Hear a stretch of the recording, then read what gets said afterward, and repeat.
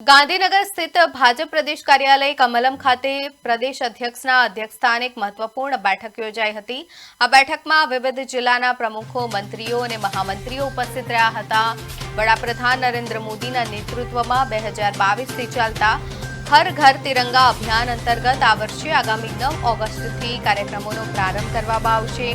ગાંધીનગરથી આ અભિયાનની સત્તાવાર શરૂઆત થયા બાદ રાજ્યના તમામ જિલ્લાઓ અને મહાનગરોમાં વિવિધ કાર્યક્રમોનું આયોજન કરાશે। દરેક ઘર પર રાષ્ટ્રધ્વજ લહેરાય તેવા લક્ષ્ય સાથે યોજાનારા અભિયાનમાં સમાજના પ્રતિષ્ઠિત અને જાણીતા મહાનુભાવો પણ જોડાશે। આ સમયગાળા દરમિયાન વિભાજન વિભીષકા સ્મૃતિ દિવસને પણ યાદ કરવામાં આવશે।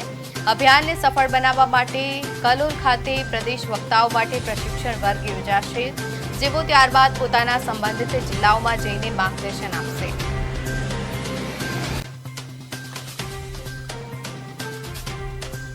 સૌપ્રથમ પહેલી તિરંગા યાત્રા ગાંધીનગર શહેરમાં નીકળવામાં આવશે।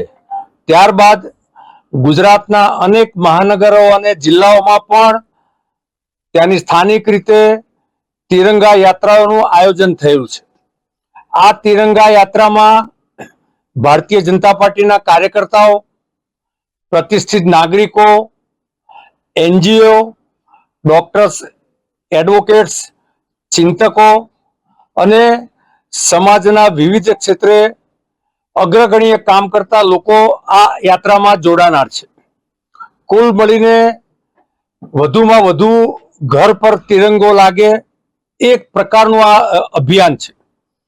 ત્યારબાદ 14 ઓગસ્ટના દિવસે વિભાજન વિભીષિકા દિવસના જુદા જુદા કાર્યક્રમો આખા ગુજરાતમાં જુદા જુદા જિલ્લા મહાનગરમાં કરવામાં આવશે।